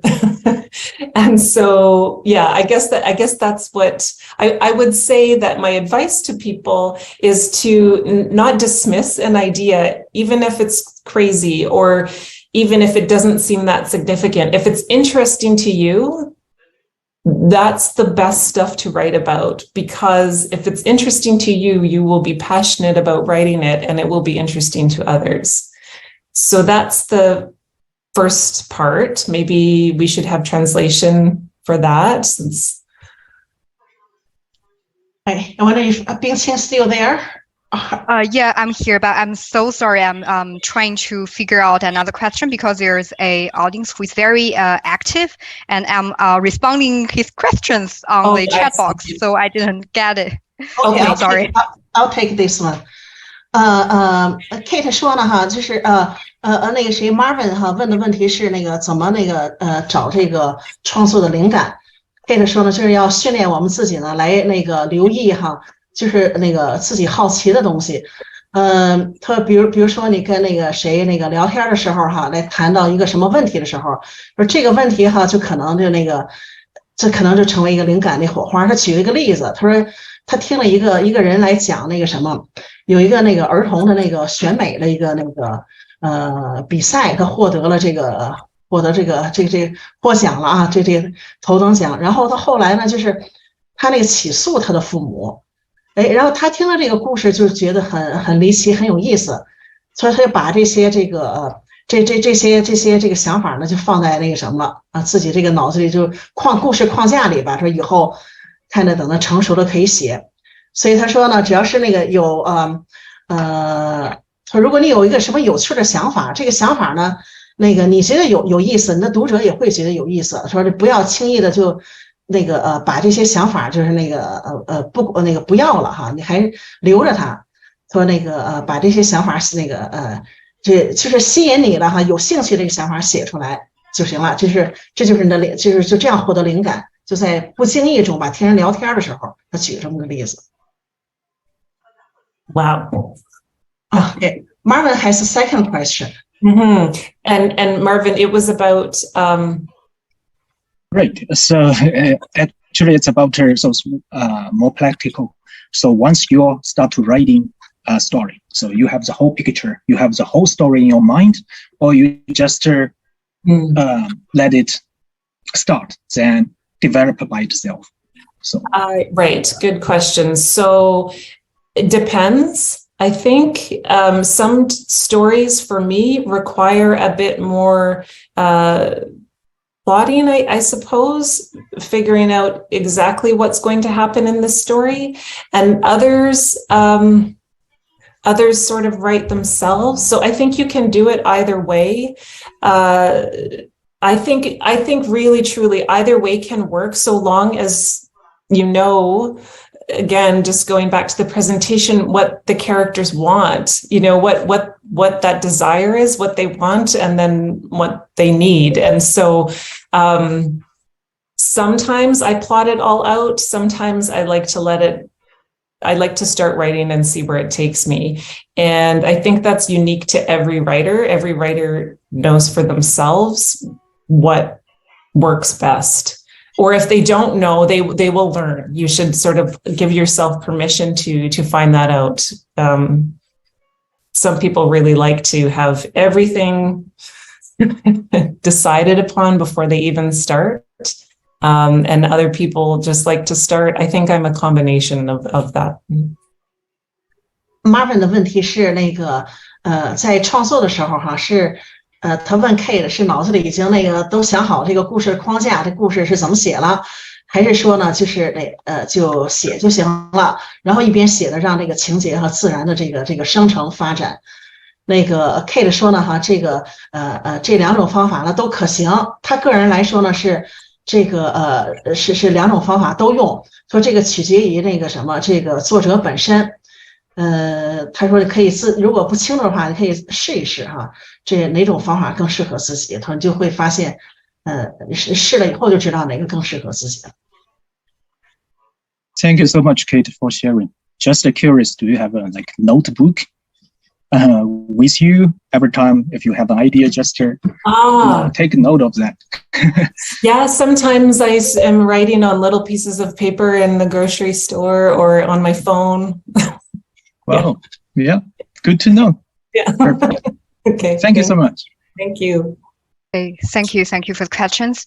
I'm sorry to interrupt. I know Lauren is still waiting, but here's because I was talking to another audience who raised the first question to Kate, and he also has like 5 questions, and he's very eager to know the answers. So let me just raise a few of his questions to you because he's really eager to get the answer. So to Kate, for a story, when you write a story, and there would be conflicts and stakes. So he doesn't know if the conflict, the number of conflicts, how many are there? What is the maximum number of conflicts when we write a story? And if the conflict is, it cannot be there cannot be too many conflicts nor too few. So what would be the how to define it? So how many conflicts are there should be appropriate? And another question is that when you write the conflict, sometimes the scene would be very cruel. So how cruel would be appropriate? Okay. Yeah, this is at the very top, right, of the chat box. Yes. Number 3. So the name is AL, and he doesn't have he cannot speak directly, so he can only type the questions there. Okay. Sure. So I don't think there's any one number of conflict. It depends on the story you're writing. What I would say is that it's a good thing to keep in mind to not always resolve the conflict. So there's always going to be one overarching conflict and mini conflicts as you go. But if you present conflict, resolve it, present conflict, resolve it, it starts to feel kind of like that for us in the story. I think a better idea is to perhaps resolve a few, but make them build on one another. I don't know that there is any one magical number that I could give you of what, how many conflicts that you should have. As far as the cruelty in the conflict, it again depends on the kind of story you're writing, the kind of book. Certain audiences will be expecting more cruelty and others will not. So a good rule of thumb is to read widely, but also read in the genre of the kind of book you are writing or the story. And that gives you a sense of what an audience is expecting for that sort of thing. Yeah, I think that's my answer for those two questions. Okay, thank you, Kate. 希望 Kate 的这个回答能够满足这位专家的这个问题哈。就是Kate 他是这么说的哈，就是说这个冲突多少，他没有办法给一个具体的答案，没有办法给一个具体的数字，这个取决于故事，然后取决于这个我故事想要达到一个什么样的目的，一个需求。那总体来说，当我写一个冲突的时候，那我总是要去想办法要解决这个冲突，这个是一定的。而且就是在众多的冲突之中，一定要有一个就是最重要的那个冲突，这个可能是要着重去写的。然后这个冲突的这个多少呢，就可能当然是首先取决于故事本身哈。然后如果它特别多的话，可能也不是特别合适。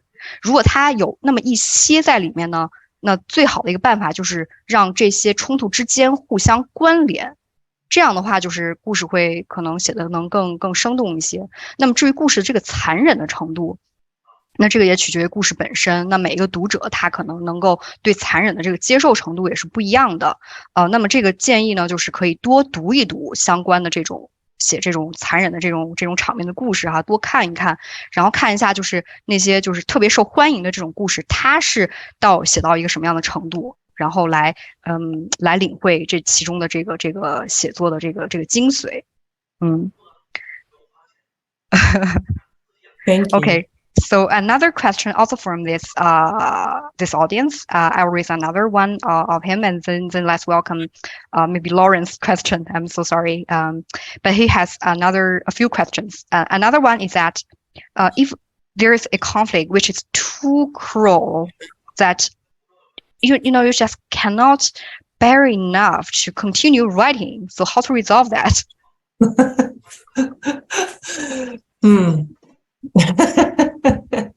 I don't know. I think, well, I don't know. I think you should write what serves the story. And so sometimes we have to write hard things. But also we get to decide what we write. So if it's something that you can't bear to write, don't write it. I think, yeah, that's a tough question because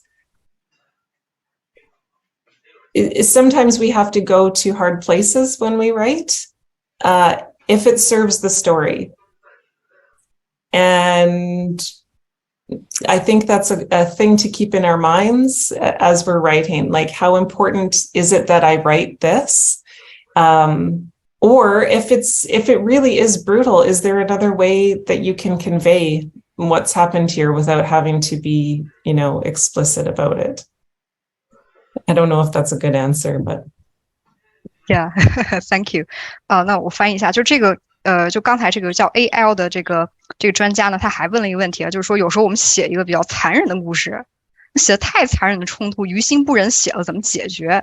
然后 Kate 回答是说，就确实这个问题也很困难，就对他来说也是挺困难的。但有时候为了这个故事的情节和创作的这个目的，我不得不确实要写一些比较残忍的情节啊，就为了这个故事服务的，就可能就对他来说也很难。但如果真的是已经难到让我无法忍受的地步了，那就是可能也确实是就不会继续往下写了，就可能换一个角度或者怎么样。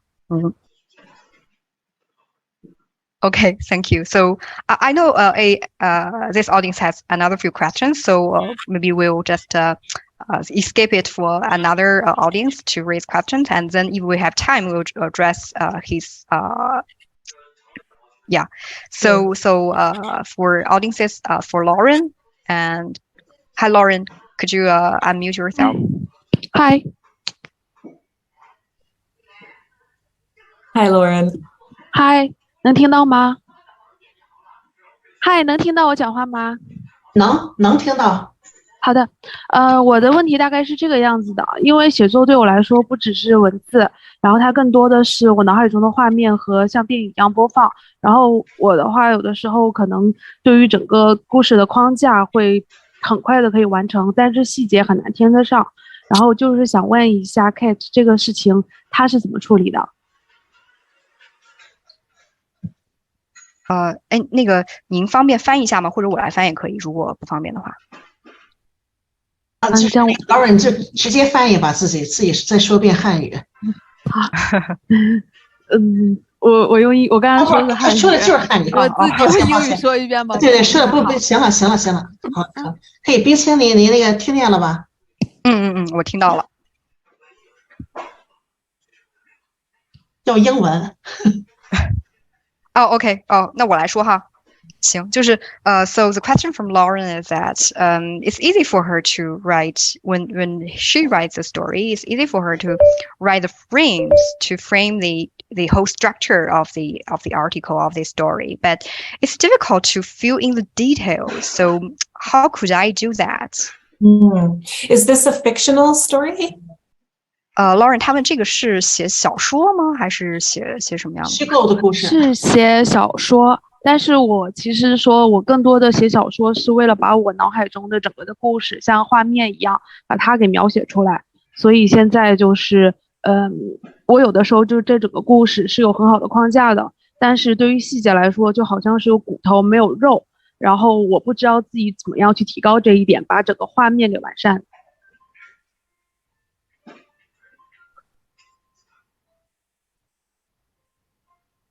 She has a picture in her mind, the frame, the structure, and she just needs to put that picture into words.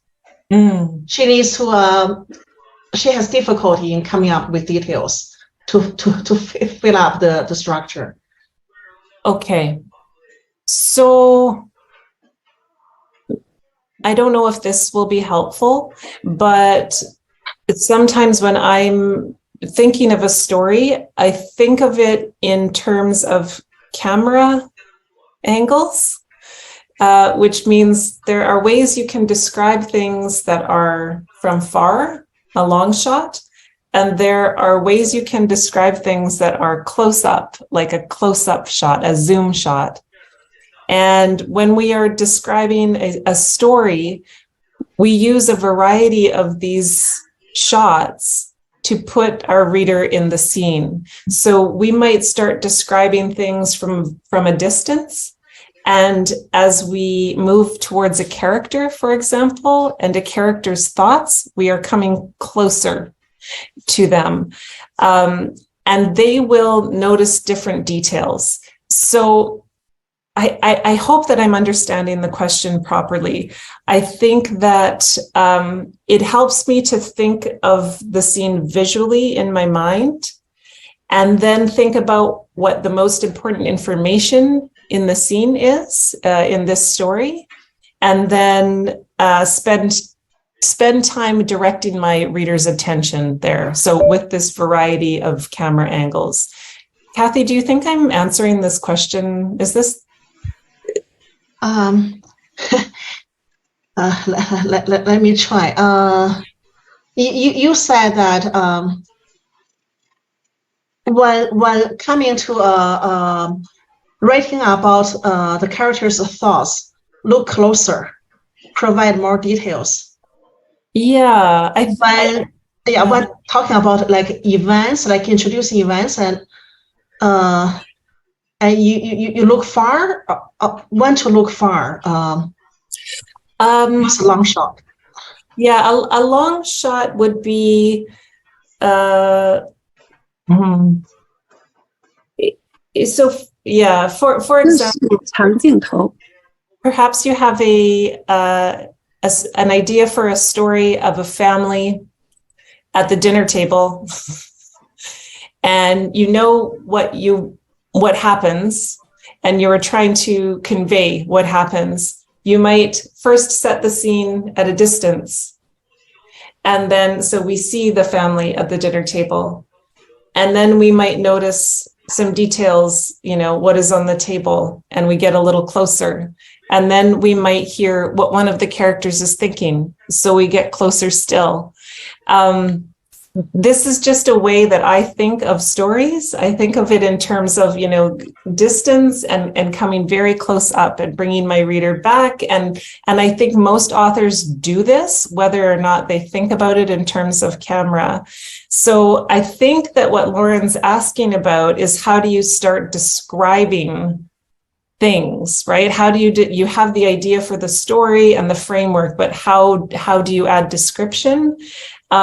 That is how I think about it. I think about what I want to draw my reader's attention to the most. Thank you. 他说呢，他就用了一个就是我们拍照哈这个例子。他说我们在这个摄影的时候哈，可能是选近景，也可能是选远景。他说他举了个例子，说如果是比如说这个情景呢发生在这个一家人在这个餐桌这儿吃饭，如果呢你就想描述这一家人坐在这个餐桌这儿吃饭哈，这个呢哈就可以用远景啊，就是来描述一下这个框架，简单的描述一下，就从远处来看。然后当你就是想描述这个在那儿吃饭的那个人啊，这个家庭成员的时候，他们在想什么说什么，这个就可以用近景。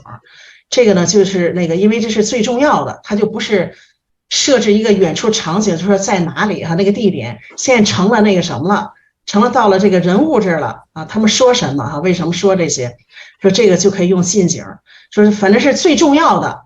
你如果是想知道最重要的信息呢，那你就你就给很多细节，不是很重要的你就粗描淡写，大概这个意思。I hope that answered the question. I'm sorry if I missed that. Anyway, I translated. I think it's good enough. Okay. So 可以吗 ，Lauren？ 我觉得大概没有什么问题，其实大概回答了我想要的，谢谢。She said basically you have answered her question. Okay, thanks, Lauren. Okay, I found that we still have many questions, but we only have 5 minutes left. Yeah, so we have too many. I answered a question. I don't know what to do. Yeah. So maybe if possible, if for the unanswered questions, maybe we can collect them together and send to Kate. Could you please help respond maybe when you are free, and just maybe type a few words, and we could just reply them to the audiences. Absolutely, that's a great idea. Yeah. Can we have those who have asked questions? Can they provide their email addresses so that we can get answers back to them? Yeah, that's true. So maybe we have maybe time left for only one question, or whatever you think. Yeah, I'm happy. 那马会长您看看。要不就再请一位观众提问，就我这边其实还有观众就是 chat box 跟我说特别想问一些问题，但确实无法抉择，不好说谁先谁后。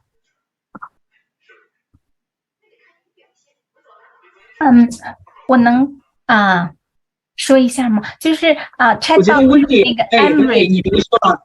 温迪，你别说了，因为我觉得你跟他比较熟，你把机会让给别人。我是想说 ，Chatbox 里 Emery 的妈妈有一个非常普遍性的问题就是关于就是他打出来了，就是他想要一个非常好的建议呢，能够给家长的怎么帮助孩子来写一个故事，然后呢，当孩子被卡住的时候，怎么样来帮助孩子？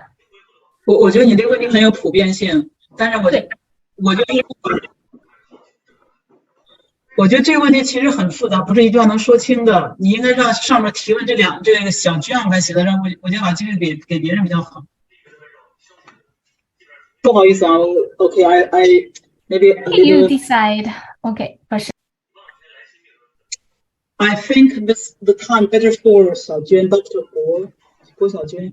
好的，谢谢啊！我能有机会提个问题，我提个问题比较简单啊，就是就是比如说在人物不能说话的时候，就是比如说人物已经死亡了，但是我还想表达他的那种内心活动，就是他以前的内心活动。在这种情况下，我想请问一下，用什么视角比较好？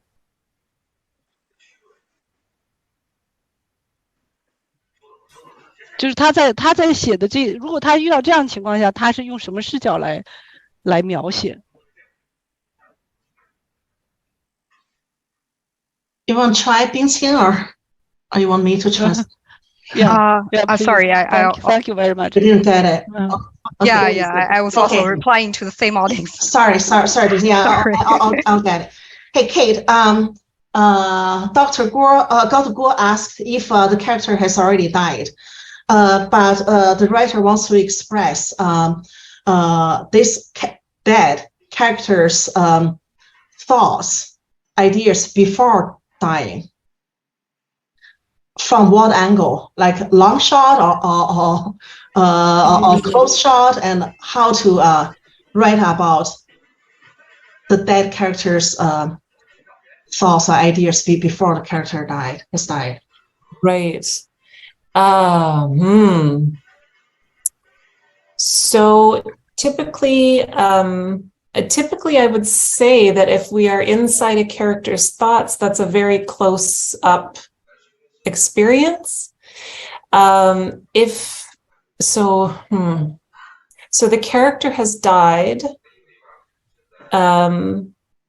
So I suppose there could be a number of ways that you convey their thoughts depending on the story. I'm not sure. We could have access to their journal, for example, if we, a private journal, or we could have another character thinking about something that character wisdom that has been given to the character through the character who has died.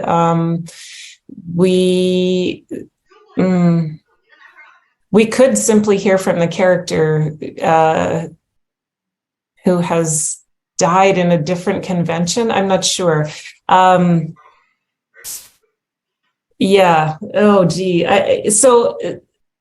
And then, sorry, the second part of that question, Kathy, was about the villain. The writer wants to express what the dead character's thoughts or ideas before this character has died. No, also no another people, just their own. Otherwise, we can talk from another people's mouth, but no people there. But I want to describe this person already died, but before he have a lot of thinking, right? Mm-hmm. So I want to describe that's what she or he thinking. Mm-hmm. So by this time, how I can, you know what I mean? So how we know that? Mm-hmm. How are going to write out? Right. So how can we have access to this character's thoughts? Yeah, by God's eyes or yeah. Well, right. Mentioned by accessing to the dead person's journal, right? Right. Yeah.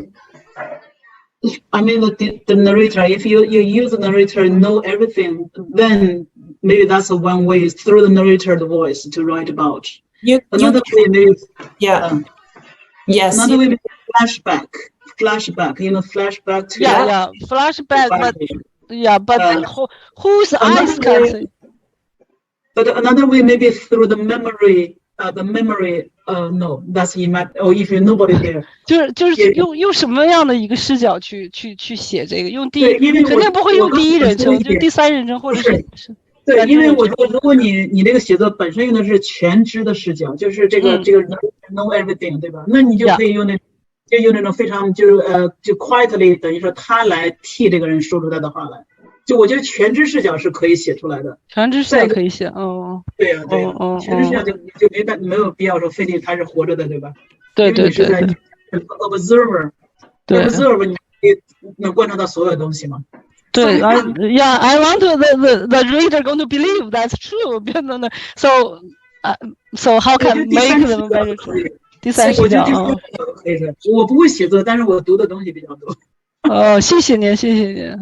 我就比较困惑这个事情，因为有好多时候会写到，比如说被杀了，这个人被杀了以后，但是他前面的这个原因是怎么回事？他有一些心理活动啊，一些冲突啊，他已经不能说话了，但是我们还要把它写出来，所以这个时候就这个视角来回变来变去，比如说是用第三人称视角，然后又变成上帝视角，这样的不知道全知视角，又不知道这样可以不可以，是不是会显得很不自然这样？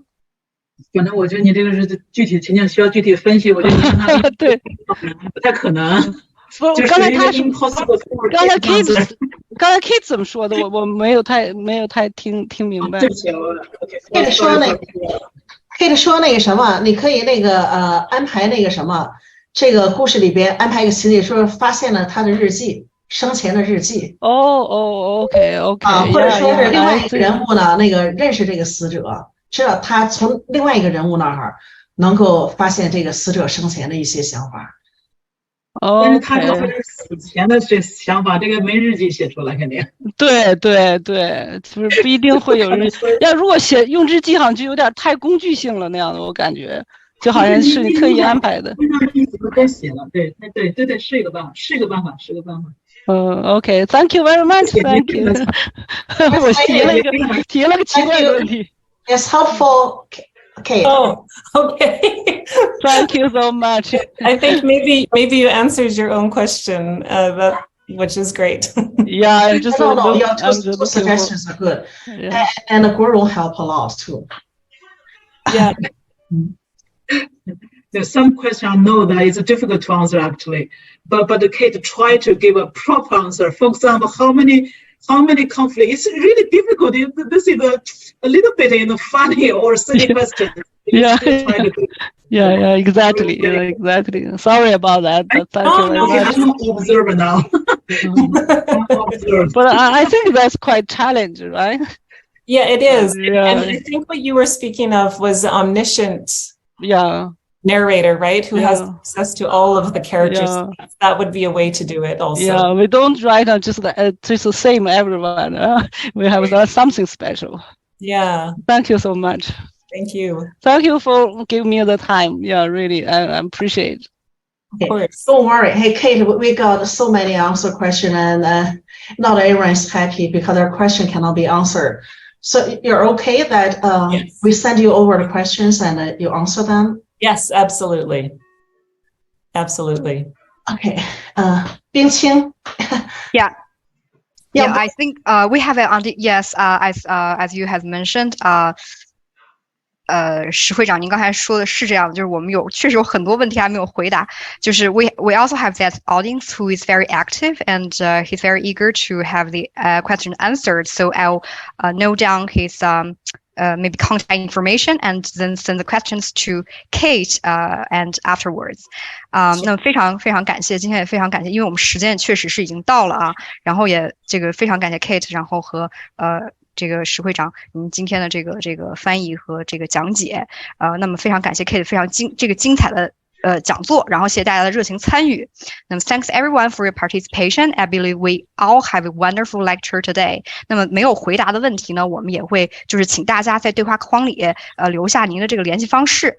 就像刚才我们就是石会长也说了哈，我们会把您的这个问题没有回答的问题，全部都记录下来，然后发给 Kate， 然后请他来给大家一一的回复，然后我们也会就是通过邮件的方式或者其他联系方式，然后回馈到您。